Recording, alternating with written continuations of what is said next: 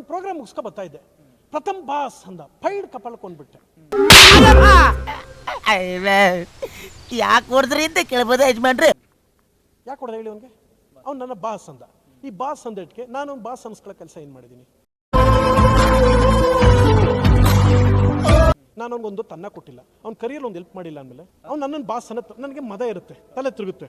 ನಾನು ಹಂಗೆ ಓಡಾಡಬೇಕು, ಹಿಂಗೆ ಓಡಾಡಬೇಕು, ಒಂದು 10 ಜನನ ಜೊತೆಲ್ಲ ಹಾಕೊಂಡು ಬೇಡ್ರು. ಪ್ರಥಮ್ ಆಗಿರಕ್ಕೆ ಬಿಡಿ.